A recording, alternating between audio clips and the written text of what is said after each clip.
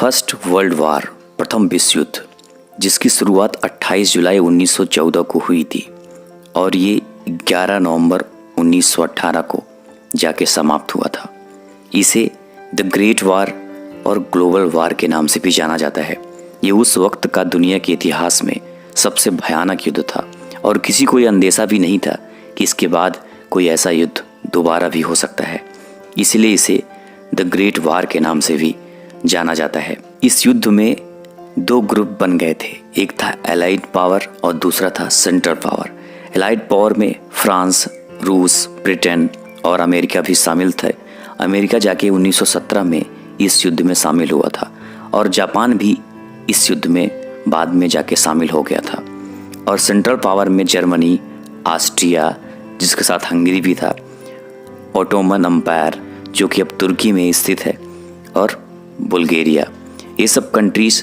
वैसे इस युद्ध में दुनिया के कुल 37 देशों ने भाग ले लिया था और ये बहुत ही भयानक युद्ध था।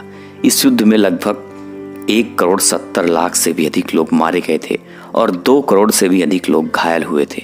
यह दुनिया का बहुत ही खतरनाक युद्ध था। इस युद्ध की शुरुआत आखिर होती क्यों है? इसके कई कारण वैसे बताए जाते हैं। 1914 में जो युद्ध शुरू हुआ था उसका जो सबसे प्रमुख कारण था वो था कि ऑस्ट्रिया के एक थे प्रिंस, जो कि फ्यूचर में वहाँ के राजा बनने वाले थे, वो वारिस थे, जिनका नाम था आर्क ड्यूक फ्रांज फर्डिनांड, जो कि वो बोस्निया में अपनी पत्नी के साथ घूमने गए थे, जो कि साइबेरिया का एक इलाका था। ये समय जून का था 1914 में।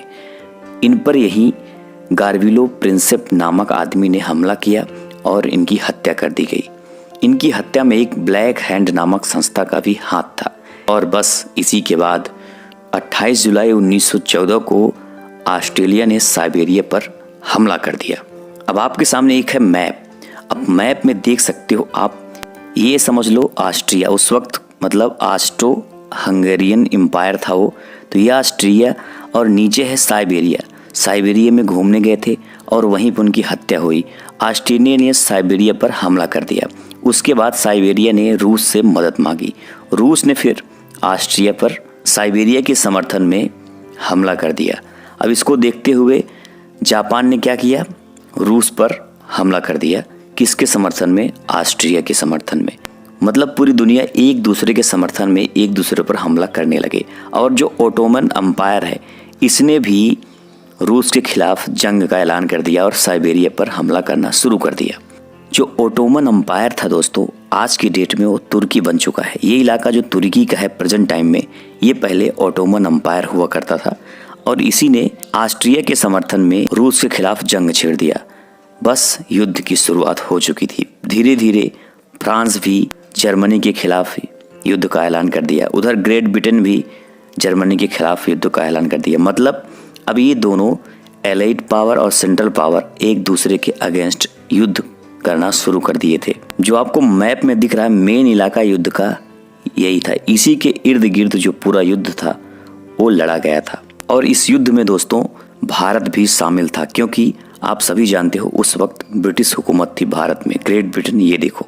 इसलिए जो भारत की सेना थी वो ब्रिटेन के समर्थन में युद्ध लड़ रही थी और भारत के उस वक्त जो नेता भी थे वो भी ब्रिटेन के समर्थन में थे। मतलब वो चाहते थे कि भारत की जो सेना है वो ब्रिटेन के समर्थन में युद्ध लड़े, क्योंकि उनका ये मानना था कि अगर ऐसा होता है तो ब्रिटेन खुश होकर हमें आज़ाद कर देगा। लेकिन ऐसा हुआ नहीं था, ये बात तो आप सभी जानते हो। अब ये जो सारे कंट्रीज आपस में लड़ रहे थे इनकी बहुत पुरानी दुश्मनी थी। इसी पुरानी दुश्मनी की वजह से ये जैसे दुश्मन का दुश्मन दोस्त, बस इसी हिसाब से युद्ध पूरा लड़ा ही गया था। दोस्तों यह युद्ध पूरा लगभग 4 वर्ष तक चला था। इसमें 37 देशों ने भाग लिया था और 6.5 करोड़ सैनिक इसमें हिस्सा लिए थे, जिसमें से लगभग 1.5 करोड़ से भी अधिक सैनिक मारे जा चुके थे।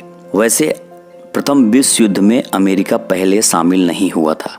अमेरिका के उस वक्त के राष्ट्रपति थे वुडरो विल्सन, लेकिन बाद में 1917 में अमेरिका भी इस युद्ध में शामिल हो गया, क्योंकि जर्मनी के द्वारा इंग्लैंड के लुसितानिया नामक जहाज को डुबो दिया गया और इस जहाज में कुल 1153 लोग बैठे हुए थे जिनकी मृत्यु हो गई, जिसमें से 128 व्यक्ति अमेरिका के थे।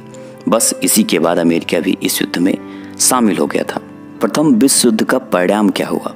इस युद्ध में कई देश बिखर गए, जैसे जर्मनी, ऑस्ट्रिया हंगरी, उस्मानिया, ये सब कंट्री बिखर गए थे।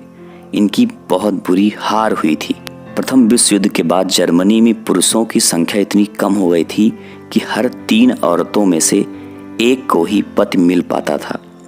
प्रथम विश्व युद्ध 11 नवंबर 1918 को खत्म हुआ था। कुल मिला के प्रथम विश्व युद्ध में जो सेंट्रल पावर था उसकी बुरी तरह हार हो गई थी। सेंट्रल पावर में सबसे प्रमुख जो देश था वो था जर्मनी, और इसमें सबसे ज़्यादा नुकसान भी जो हुआ था वो जर्मनी का ही हुआ था।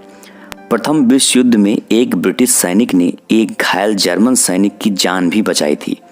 उस घायल सैनिक का नाम था एडोल्फ हिटलर, जो कि बाद में जर्मनी का शासक बना और दूसरे विश्व युद्ध का जन्मदाता भी बना। अगले वीडियो में मैं आपको एडोल्फ हिटलर की भी कहानी बताऊंगा। उसके बाद द्वितीय विश्व युद्ध कैसे शुरू हुआ, क्या हुआ, ये भी मैं आपको ज़रूर बताऊंगा। प्रथम विश्व युद्ध के बाद ही अमेरिका की सुपर पावर बनने की सफ़र की शुरुआत हुई थी। प्रथम विश्व युद्ध में जापान भी अमेरिका के साथ और जर्मनी के खिलाफ था और उसने युद्ध भी लड़ा था, लेकिन द्वितीय विश्व युद्ध में ये सब कुछ बदल गया था। तो ये कहानी थी प्रथम विश्व युद्ध की। वीडियो अच्छी लगी तो लाइक करना, और जो लोग नए हो चैनल पे, चैनल को सब्सक्राइब करके बेल आइकन जरूर प्रेस करना। मिलते हैं फिर नेक्स्ट वीडियो में, तब तक के लिए जय हिंद, जय भारत।